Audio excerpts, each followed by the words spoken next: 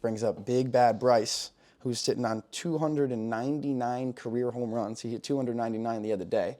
He's been very hot. He hit more home runs in the month of August than he had the entire season. Hello, everybody, and welcome back to another episode of the Bobby Valentine Sports Show. I'm your host, Frank Rampin, and we're getting into another week of the MLB season. First week of September, and the playoff races are getting absolutely crazy. A lot of crazy stuff happened over this past week, so let's get into it right now. So we'll get into the weekly recap like we always do.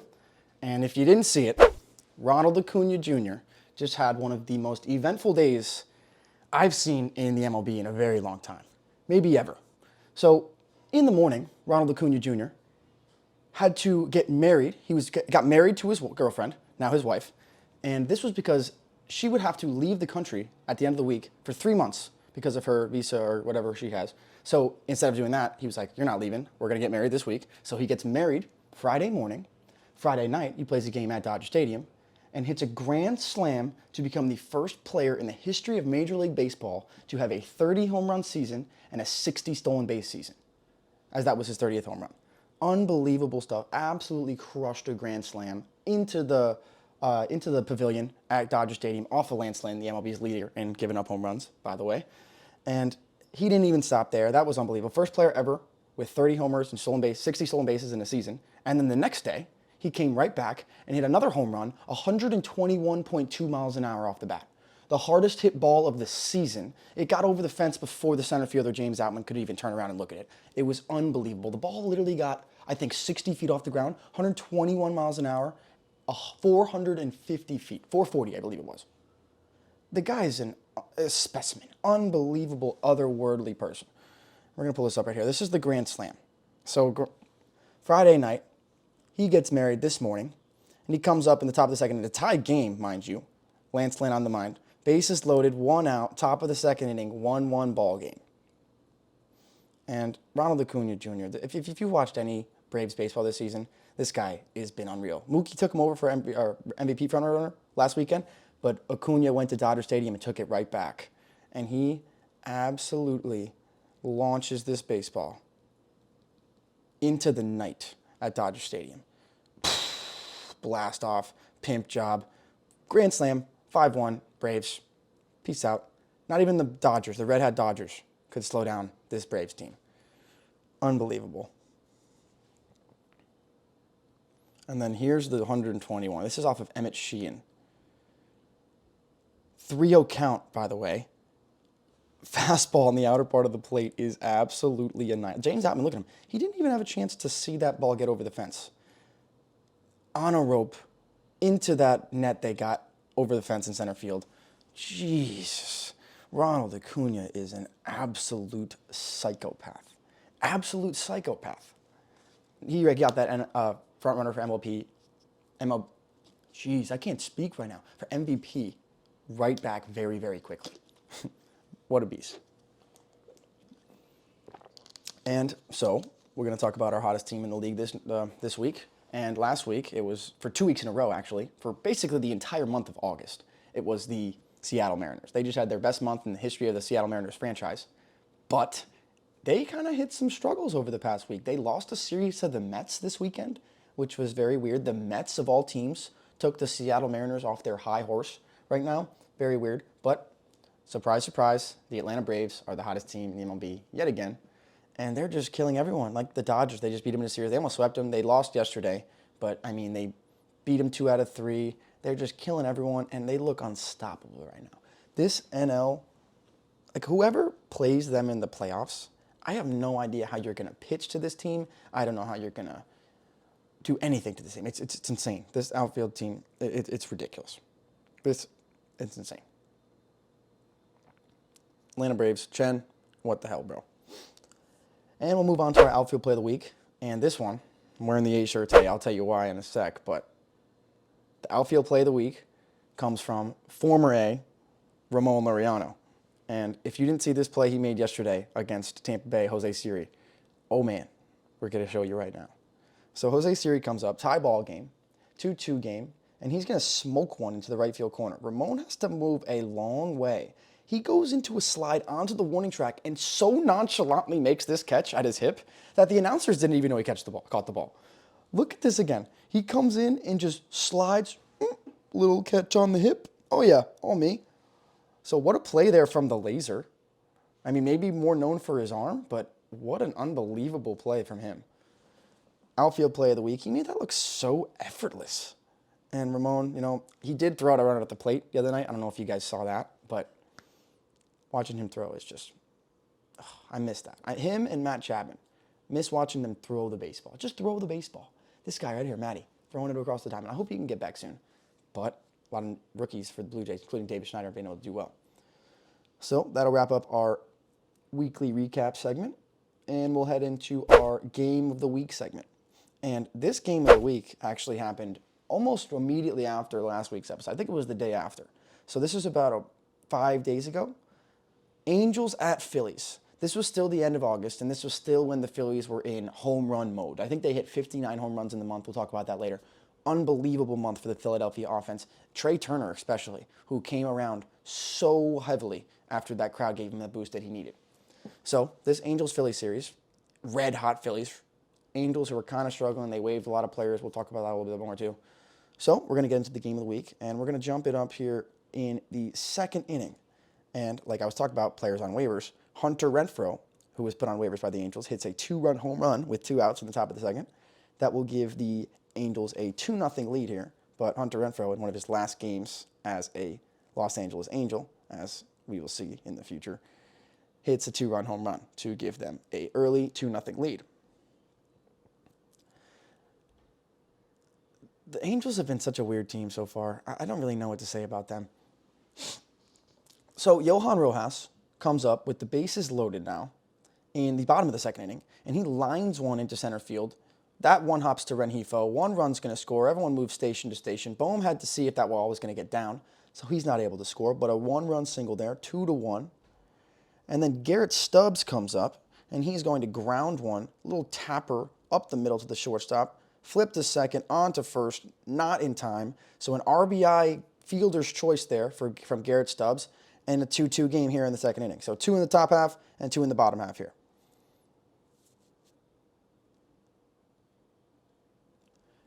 And later in the game, Johan Rojas again lines one deep to center field.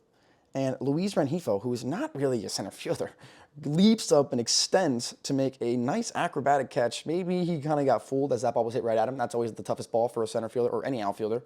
The ball hit right at you. You don't really know if it's in or out. Maybe he took a step in, corrected himself, and was able to get back and extend and make that nice catch over his head. So nice play by the infielder, Luis Rengifo. But we'll jump ahead now to, I believe, the top of the 4th inning. And we will have Andrew Velazquez, Squid, as they like to call him, with runners on first and third. He's going to lay down a nice bunt here. Pitcher has trouble fielding it, and that's going to be an RBI single. So RBI bunt knock there for Squid, and that makes it 3-2 Halos. And 2 batters later, Mr. Shohei Ohtani comes up and rips the ball through the 4-3 hole into right field. That's going to bring home another run. Squid comes in to score. And then it will be 4-2 Halos. Next batter, Brandon Drury. He's going to line one up the middle. That's going to be a base hit.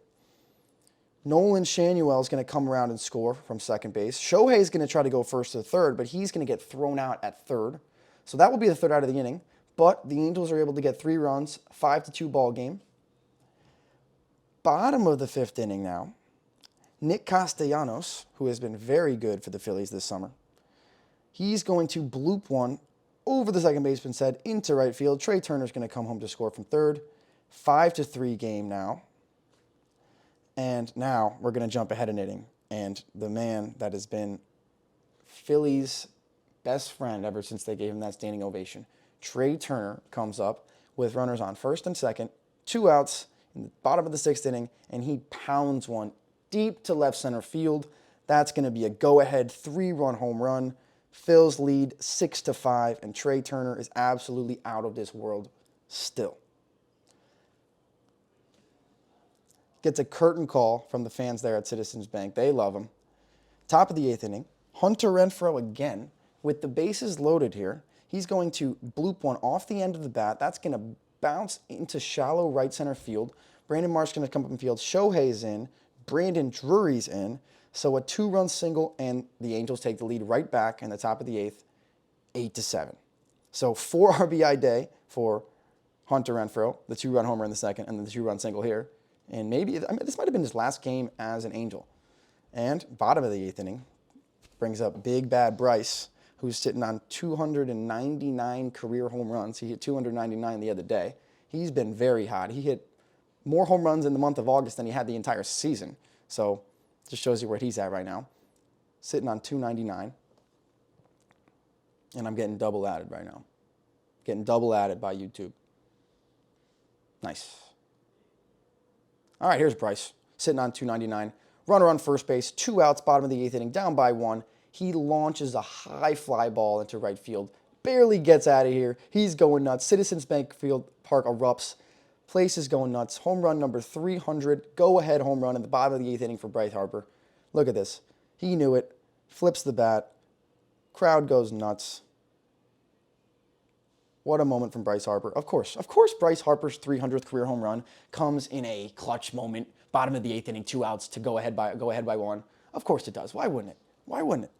And he gets a curtain call too. Citizens Bank. Philadelphia loves this guy. He might be the greatest Philly athlete I've seen in a long time. That they love him so much. So now we'll jump to the 9th inning, and rookie sensation, South Florida native, Nolan Shanuel. He's going to ground one into right field. That's going to get past the dive of the second baseman for a base hit. Trey Cabbage is going to go first to third, and that's going to be the 10th consecutive game that Nolan Shanuel gets a hit to start his major league career. That's the longest streak in Angels history. So 10 straight games to start a career with a base hit for Nolan Shanuel. Longest in franchise history. Good for him. Nolan, Adams, kidding me? That brings up Luis Rengifo with runners on first and third with nobody out. And he takes a 3-1 pitch to deep center field. And Johan Rojas makes the play a couple steps in front of the warning track. Cabbage comes in to score. Halos tie the game at 8-8. So the 2-run home run by Bryce Harper to put him up in the bottom of the 8th is quickly erased, 8-8. And later in the inning, Brandon Drury comes up with a runner on first and 2 outs, and he rips a ball to right center field, and that ball is gone. So another 2-run homer, third 2-run homer of the ball game. Brandon Drury knew that one, pimped it there. And this one puts the Angels ahead 10-8 in the top of the 9th inning. So Craig Kimbrell blows the save, blows the lead. Halos up 10-8 in the 9th inning. In the bottom of the 9th, the Phillies go quietly as Carlos Estevez gets Johan Rojas to strike out for the final out. In a wild Game 3 of the series, the Angels take it 10-8. But a bunch of home runs, a bunch of swings here, and a bunch of different players coming through for both teams here. And some of them for the last time, like Hunter Renfroe. So that was our game of the week. Pretty eventful game there from a non-contending Angels team who comes out on top and a National League wildcard leading Philadelphia Phillies team. So that's baseball for you. Best game of the week comes in the Angels win, which they do not get that many of, as we've seen lately. And now that we're done with that, we're going to go into our standings update. Now, there's 30 less games left for every team. This is it. This is the very, very end of the season. We're getting into the very, very nitty-gritty of these races. And we're going to talk about the American League East first, like we always do. The Baltimore Orioles, still sitting at the top of that AL East. And, I mean, they don't look like they're going anywhere. This team is getting better. I've heard nothing since last week about Felix Bautista, but he hasn't pitched. Ynier Cano's been the closer. That's something that I need to look up on. That's huge for them moving forward for the playoffs.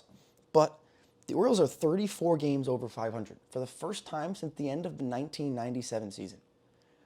This is a completely different Orioles team. This hasn't happened in 25 years. Not since I've been alive. Very crazy to watch. This American League East is very, very lopsided. The way that it looks right now is just so foreign to me. It's insane. Tampa Bay Rays are in second. They hold that top wildcard spot in the American League. And Christian Bethancourt, who the A's had last year, became the first Rays player to hit a home run on his birthday in consecutive seasons. So even though the Rays lose Wander, they didn't play as good as they had at the start of the season. They're still sitting pretty in this top wildcard spot. Like, they're chilling here. They're probably going to host a wild card series. We'll see. Blue Jays follow them. Kevin Gausman was the first American League pitcher to reach 200 strikeouts and the second in the MLB behind Spencer Strider, who's just strikeout god. And speaking of pitching, Chris Bassett got an MLB best 8th start of the year with 6 or more scoreless innings, 1 away from Roger Maris's franchise record. So Chris Bassett, another former Athletic, I've just said 6 already. Imagine if the A's just didn't sell everyone, but that's besides the point. Tearing it up, 8th start with 6+ scoreless innings. Are you kidding me? I've always loved Chris. And I said that, I've been saying this for a long time now, for I guess 2 years now. Obviously the A's, the writing was on the wall.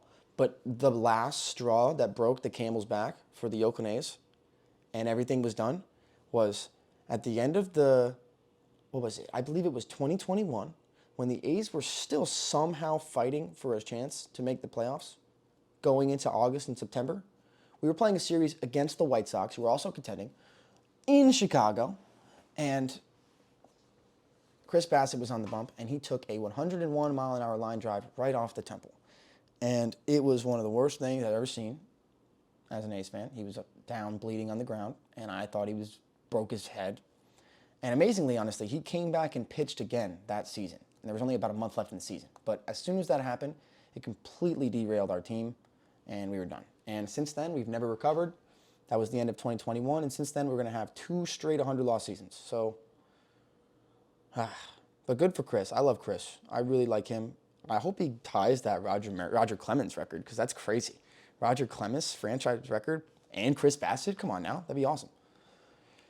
Second to last team in the American League East, the Boston Red Sox. They're 5.5 games back of wild card right now. And, I mean, it's now or never for them. And I just can't see their pitching helping them out at all, really. It's been their offense entire season, and that's really all it's been. They haven't been able to get help from anybody else. No one who's been able to pitch well for them, except for Brian Bayo. And it's not going to happen if you have one dude pitching well every 6 days, 5 days. It's not going to happen. So I don't see it happening. And to round out the American League East, the New York Yankees, they're done. This is it. It's September 4th, and the Yankees are done. And I don't think I've ever said that in my entire life. I don't think that's ever happened yet. I can't remember it. But it has become a plethora of young stars now for the Yankees, which also I've never seen in my life. Anthony Volpe, he's been there all year, and he just became the first rookie in Yankees history to have a 20 home run and a 20 stolen base season. First Yankee ever. First Yankee rookie ever. And he's the 15th rookie to do so in MLB history, but the first Yankee rookie. Crazy stuff. But he's been there all year. He's been very good. He's been very underrated, in my opinion. Sure, the average is not as where it would like it to be, but it's his first full season. He's going to come around. He's been hitting much better in the second half. And the Yankees came up. They had 6 starters in their lineup yesterday that were rookies. 6 rookie starters yesterday for the Yankees. 6 out of 9. That's unheard of. I've never seen that happen. The Yankees usually just have guys that they pay for $1 million, $50,000 million to get these guys. And that's not happening. So Jason Dominguez, the Martian, 20 years old and 206 days. The youngest Yankee to homer in his first MLB at-bat, as he faced Justin Verlander, and the first pitch that he swung at in the major leagues, homered into the Crawford boxes in left field against Hall of Famer, first ballot future Hall of Famer, Justin Verlander. So the Martian, loving it in Space City, first career at-bat, first career swing, homers off of a multiple Cy Young winner, first ballot Hall of Famer. He homered again yesterday, another 2-run home run, and he became the first player 20 years old or younger to hit a home run in 2 of his first 3 games since 1900. First player 20 years old or younger to hit a homer in 2 of his first 3 games since 1900. So this Yankees youth movement, which is crazy for me to even say because that doesn't happen. Jason Dominguez, Austin Wells, Pereira, all these guys. So it's going to be interesting to see if the Yankees can actually be a good young team next year. Which, when was the last time that happened? Crazy. Over to the National League East, the Atlanta Braves, we talked about them earlier, and they are just the best team in the league. They're unstoppable. They can't lose. And like I said before, Ronald Acuña Jr. hit a grand slam to become the first player in Major League Baseball history with at least 30 home runs and 60 steals in one season. So unbelievable. And the next day, he hits the hardest ball of the season at 121.2 over the fence in center field. Third hardest home run ever tracked by StatCast since 2015 when StatCast was introduced. But not just Ronald Acuña is so good. Orlando Arcia hit the Braves' 250th home run of the season, setting a new franchise record. And this was before September started. So they set their franchise record in home runs with an entire month of the season left. Like, that's how good this Atlanta offense is. Ridiculous. And Travis d'Arnaud became the 10th Brave with 10 or more home runs this season, setting a new franchise record. So by the end of this month, by the end of September, by the end of the season, the Braves are probably going to have every single franchise record they've ever going to have, except for maybe some pitching ones that Maddox, Schmaltz, and Glavine got. But probably every single offensive category they're going to set a franchise record in this year. Good luck in the National League playoffs. The Philadelphia Phillies, we talked about them. They were our game of the week. They actually lost it, but they just had one of the most insane August months I've ever seen. They hit 59 home runs in August. 59 home runs. It's tied for the third most by any team in any month since 1904. The third most home runs in any month by any team since 1904 was August of 2023 by the Philadelphia Phillies. Unbelievable. Trey Turner hit 10 home runs in a 24-game span during the month of August. This matched his home run total for the first 108 games of the year in 24 games.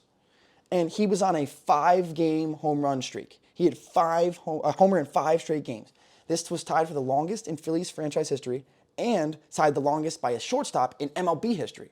So, I mean, Philadelphia, just keep clapping for Trey Turner. Keep giving him standing O's. Just make sure you think he feels loved, and he'll do everything for you. He's been unstoppable since that standing ovation. He won't stop hitting home runs. It's insane. He didn't hit a home run yesterday, but he did go 2 for 4 with an RBI. So, Jesus. And, I mean, they're that top wildcard spot. They're holding up by 5 games. They look good right now. They look very good right now. They look like they're doing the exact same thing they did last year. Get hot at the right time, make a push for the postseason, and get hot in the postseason. And that's exactly what Philadelphia looks like they're doing right now. And Miami's been sputtering since the All-Star break. But they've kind of started to pick it up over the last 2 weeks, week or so, week and a half. They just swept Washington in a 4-game set in Washington. That was the first time they've ever done that in franchise history. First 4-game sweep of the Nationals in franchise history. And they are tied with Cincinnati right now at a half game back of the final NL wildcard spot. So there's really 4 teams that are alive right now for this last wildcard spot in the National League. Arizona and San Francisco are tied right now for that 3rd spot. And then Miami and Cincinnati are tied a half game back. So there's 4 teams within a half game of each other for that last wildcard spot. And about 3.5 weeks, a month left in the season. This is going to get crazy. The Mets just moved ahead of the Nationals, actually. We talked about it last week, that the Nationals were no longer the best last base team. But the Nationals just got swept by Miami. So the Mets move ahead, and the Mets just beat Seattle somehow. And they called up a couple new guys, too. Ronnie Mauricio, who is one of their most touted prospects. He had his first MLB hit the other day. It was hit 117.3 miles an hour over the right fielder's head for a double. So first career hit, 117.3. It was the hardest hit first career hit in a debut game since StatCast was introduced in 2015. And he is the first Met to have 4 hits in his first 5 major league at-bats since Jacob deGrom in 2014. Yes, you heard that correct. First player in Mets history to have 4 hits in his first 5 MLB at-bats since Jacob deGrom in 2014. The pitcher, Jacob deGrom, the Cy Young Award winner pitcher, was the last Met to have 4 hits in his first 5 at-bats until Ronnie Mauricio this week. That's so funny. That's the most Mets stat I think I've ever heard, because he was the best player in that team for so long, and he just did everything. And he was a good hitter when they hit in the National League, too. Jeez. Speaking of hitters, though, whoa. Pete Alonso just became the 5th player in Major League Baseball history to have 3 40 or more home run seasons in his first 5 MLB seasons. So 3 for 5 with 40 or at least 40 home runs for Pete Alonso. And he just became just the 5th player ever to do this. So Pete Alonso is a historically good power hitter, at least in the first 5 years of his career. I said it last week. The only time he didn't hit 30 home runs was the COVID year, and there was only 60 games in that season. So if he hit 30 home runs that year, he would have been tested for steroids every day and in the Barry Bonds category. But 3 out of 5 40 home run seasons? That's insane. That is insane. And for some reason, the Mets just played really good against the Rangers in the series. The Rangers beat them in the series, but they really had to scrap those games. Like that, I think they won 2 games in the 9th, the Rangers, and the Mets won 1. But then they just beat the Mariners in a series. So like out of nowhere, the Mets just come back and play really well in 2 series against 2 very good American League West teams. So I don't know what that's about. The Nationals, like I just said, they're back to being the MLB's best last place team because they're in last now. But they did just get swept, so that's kind of in jeopardy now. The American League Central, the Minnesota Twins. So I have been talking a lot of bad stuff about the Minnesota Twins. I've been hating a lot about the Minnesota Twins. I hope, Joe T, Gus, you're not watching this, but I have. I mean, I don't know how you can. They've been really weird all year round, right? Really, really, really weird. But out of nowhere, over the past week, 2 weeks, they've turned it around. Like they just played 2 series over the past 2 weeks against the Rangers. And they've been giving them a lot of trouble. I think they beat the Rangers the first time at home, and I think they might have beaten them twice. But they just gave the Rangers a lot of trouble. They're 6-4 in their last 10, and Royce Lewis just became the first Twins player to hit a grand slam in back-to-back games, and the 10th player in MLB history to have 3 of his first 10 home runs be grand slams. So Royce Lewis is just the grand slam machine. He actually homered again yesterday against the Rangers. They ended up losing that game off of a walk-off home run by Adolis Garcia. Not great, but Royce Lewis has been very, very good in his rookie season for the Minnesota Twins.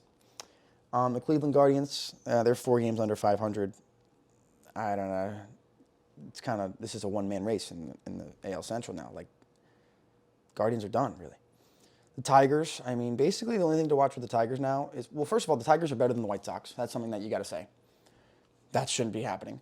But Miguel Cabrera, in his farewell season, is just breaking a record every time he steps up to the plate. Like, he's passing somebody on the hit list. He's doing something every time. He had a 4-hit day the other day. 4-hit day. I think it was on Saturday. Maybe it was on Friday. But he just had his 49th career 4-hit game. 49th career 4-hit game. He's about to have 50 4-hit career games. That tied Hank Aaron for 21st most in MLB history. So, Miggy tying Hank Aaron, just past George Brett on the all-time hit lists during that game. So, I hope Miguel Cabrera can keep doing what he does. I hope he hits a couple more homers before the season ends. Gets a couple more gifts from some people on the farewell tour. But Miguel Cabrera, first ballot Hall of Famer, obviously, last person to win the Triple Crown. His historic career coming to an end at the end of this month. The Chicago White Sox, just talked about them a little bit. I've been saying that they're Squid Jones for the past 2 weeks, which they really are. But Tim Anderson, he just got back on track a little bit after having very bad first 3 quarters of the season, really ending out with a knockout. But he just got his 1,000th career hit, so good for him. I mean, he's not very old. That's actually pretty quick to get 1,000, so good for him. And the Kansas City Royals. So, the Kansas City Royals, people. This is part of the reason why I'm wearing this A's shirt today. I had to wear it today. I had to. Kansas City Royals are the worst team in baseball now. The Oakland A's just swept the Angels at the Coliseum this weekend for a 3rd sweep of the year, and now the Kansas City Royals have the worst record in baseball. So, hey, the A's aren't going to be the worst team of all time anymore. They might not even be the worst team of 2023 anymore. So, let's go Oakland, baby. You kidding me? But Salvador Perez, he just recorded his 7th season with 20 or more home runs, and that's the 2nd most in Royals franchise history behind George Brett. He has 8. But tragic for them. They have 42 wins. And we'll go to the National League Central now. The Milwaukee Brewers. I kind of called them out a little bit too. I called out both of these Central leaders. I called out the Twins. I've been calling them out for like months. Called out the Brewers last couple weeks, and the Brewers responded. Both of them responded immediately, honestly. So they've been a lot better. They've been much, much better. They're 7-3 in their last 10, and now like they have a solid division lead. Like they have what? I think it's 3.5 on the Cubs, and they look like they just started playing a lot better. Their pitching has been good, and Willy Adames is very hot right now. He's like mostly their entire offense. Him and William Contreras, they have been very, very good. Like I was just talking about Chicago, Justin Steele just became the first Cubs pitcher since 2016 to win 15 games in 25 starts. Last person to do that was Jake Arrieta. So pretty good stuff there. The Cubs hold the second wild card spot, sitting pretty up there. Looks like this Cubs team, that surge that they had right after the All-Star break, is going to be enough for them. We talked about Cincinnati a little bit earlier, how they're tied with Miami at a half game back for that last wild card spot. They just had a couple tough series against teams that they really needed to beat, and they didn't win either series, but they did pick, they didn't really lose ground. It was just tough. They played a series against the Diamondbacks where they lost 2 out of 3, and the same thing with the Cubs.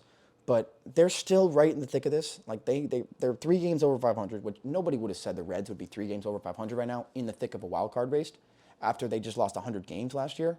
So, I mean, they're already in a much better spot than they should be.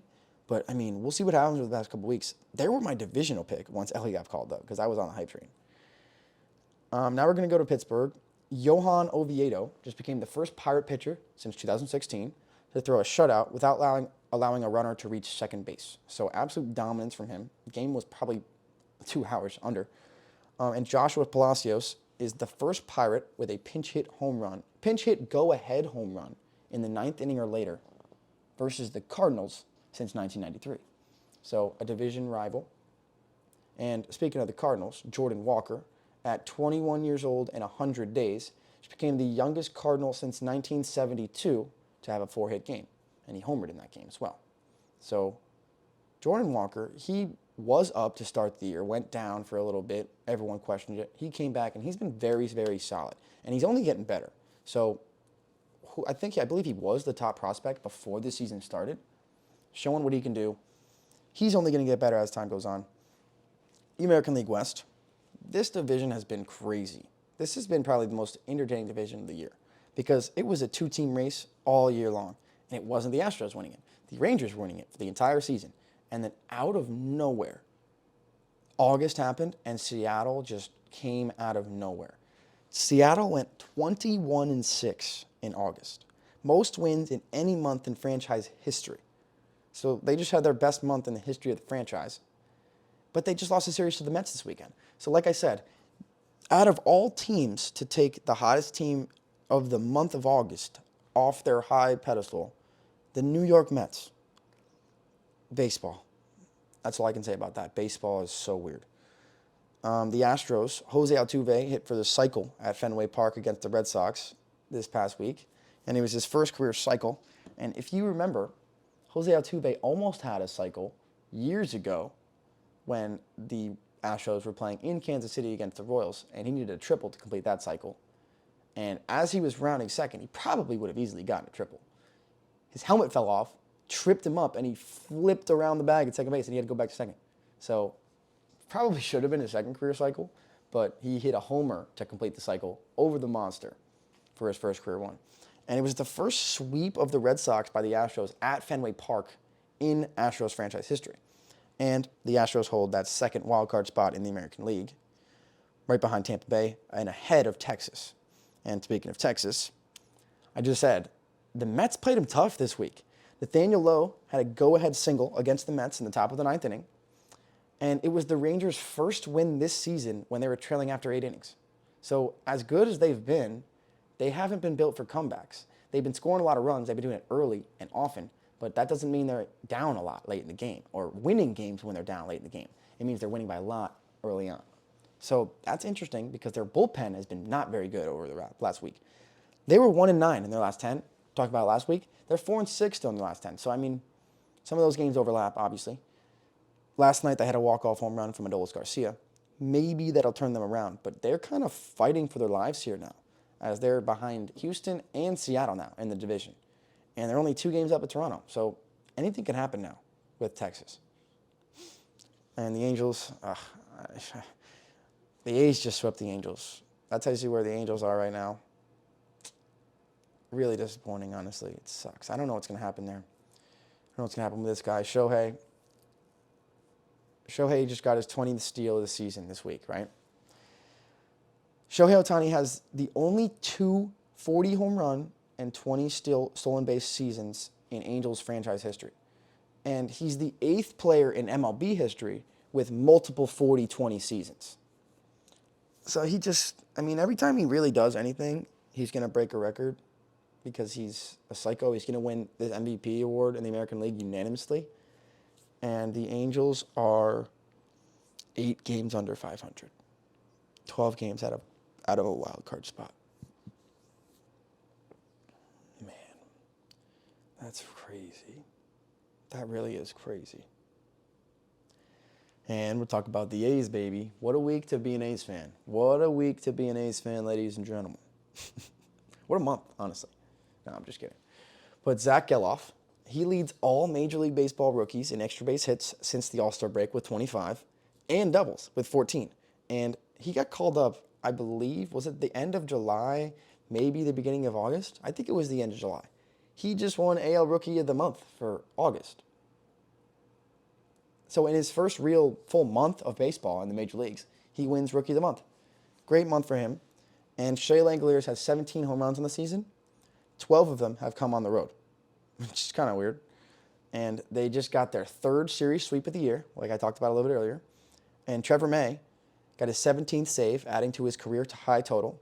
And now the Oakland Athletics are not the worst team in baseball. The Oakland Athletics, I'm going to repeat that again, are not the worst team in baseball. We are 42-95, and the Royals are 42-96. So let's go, baby. Let's go. And today is, I think, September 4th. So working on a little bit of football action, a little bit of sneak peek previews. Raiders season starting this Sunday in Denver, Mile High. Let's go, baby. And the last division we got to talk about here is the National League West. So, of course, the Dodgers leading the National League West. I don't know why anyone, or including myself, would ever bet against them, but I did. Freddie Freeman hit his 50th double of the year in August still. And this is September 4th, but in August, Freddie hit his 50th double of the year, setting the Dodgers franchise record since they moved to LA in 1958. And he did it with a month remaining. He did it before September. 50 doubles. And Mookie has 38 home runs on the year. He's going to hit 40 home runs. He had 51 hits in August. Mookie Betts did. And that broke the Dodgers franchise record for the most hits in any calendar month. And it was MLB's first 50-plus hit month since Tim Beckham in 2017. And since World War II, there have only been 3 Dodgers players to have 50 hits in a month. Mookie Betts, this August, Willie Davis in August of 1969, and Jackie Robinson in May of 1949. The only 3 players to have a 50-hit month for the Dodgers since World War II. Jackie Robinson, Willie Davis, and Mookie Betts this August. And he had 51 hits to break the franchise record. Unreal. And he's got 38 home runs on the season. Unbelievable. Mookie Betts, I can see why he's in the MVP conversation now, why he beat out Ronald for about 2 days until Ronald came to his ballpark and went nuts. If you didn't see that Dodgers-Braves series this weekend, you need to watch the highlights of it because so many stars, so many crazy things happening. Ronald Acuña steals the show, of course. Second in the National League West, the Arizona Diamondbacks. Corbin Carroll became the 4th rookie in Major League Baseball history to record a 20 home run and 40 stolen base season. And I said this earlier, they're tied for San Francisco for that last wildcard spot. So they were the worst team in baseball for about 2.5 weeks after the All-Star break. They could not figure out a win. They couldn't do anything. And they're starting to figure it out again. Right now, they're on the inside looking out, right? They're tied with San Francisco right now. So right now they're looking good. San Francisco cooled off as of late, though. They had a surprisingly good first half of the season for what most people thought for their roster really is. Their pitching has been really good. They've had a lot of good bullpen arms because they have the most innings pitched by bullpen guys in the entire league by far. They use openers more than anybody else in the league. And they also have Logan Webb. So they have a weird balance of bullpen arms and Logan Webb, who leads the league in innings pitched himself. So they have the one dude who throws a lot of innings, and then the bullpen takes care of the rest, which is very weird. But they've cooled off as of late, and they're going to have to figure it out because they're 4-6 in their last 10. And the Padres, this is insane. I've talked about the Padres a lot. I don't think they're going to make Pete Edwards. They're 5.5 games back. They're, 8 games under 500. Not great. Blake Snell has 201 strikeouts on the year. That's the most by a Padres lefty since 1999. Blake Snell's might win the Cy Young. Blake Snell might win the Cy Young for the San Diego Padres with a lineup that has Fernando Tatis, Juan Soto, Manny Machado, Jake Cronenworth, Ha-Sung Kim, and they're 8 games under 500. All those stars and a potential Cy Young, and you're not even close, really, to a playoff spot. Yikes. Something's going to have to happen in San Diego this offseason. I don't know what it's going to be, but that can't happen. Everyone's talking about the Mets. Like, that is crazy. I feel like no one really, I don't know. And to wrap out the National League, the worst team in the National League, the Colorado Rockies. Brenton Doyle, talked about him a little bit over the past month. He's had an outfield play of the week, I think once or twice. He also has an absolute cannon of an arm. He had an 100.4 mile per hour outfield assist, which is the second fastest outfield assist of the year, earlier in the week, right? A couple days later, he had a 100.9 outfield assist to third, which tied the fastest outfield assist of the year. So in the same week, he had the second fastest outfield assist of the year, and then he tied the fastest one 2 days later. And then the next day, against the Blue Jays, fly ball to him in center field, Davis Schneider was on third. He lines up to make a throw home. Davis Schneider held at third, thank God. StatCast clocked the throw at 105.7 miles an hour. Was the fastest throw ever recorded in the history of StatCast since 2015, since the beginning of the thing. Whoa, 106 mile an hour throw by a rookie who runs like that, tracks down balls like that. He is a very good talent, and he is going to be very fun to watch in years to come. Hopefully that Rockies team can do something in the future because they have some young talent. They really do. And that's going to wrap up our last division. That's going to wrap up our standings update. And there you have it. That'll be this week's episode of the Bobby Valentine Sports Show. And we're going to have about 3 more weeks of episodes until the playoffs start. So getting ready for that. Getting ready to see what happens in this National League wildcard picture because it is unreal. So many teams vying for that last spot. 4 teams within 1 or 2, or literally 1 game of each other for that last wildcard spot. Unbelievable. Unbelievable stuff. So we'll see how that happens. And that's going to do it for us here at the Bobby Valentine Sports Show. Follow us on Instagram, TikTok, YouTube, all that. Subscribe on YouTube. And hit up the bvsportsacademy.com for all your information about Bobby Valentine Sports Academy. And that's all we got for this week. Thanks for tuning in, and we'll see you later. Peace out.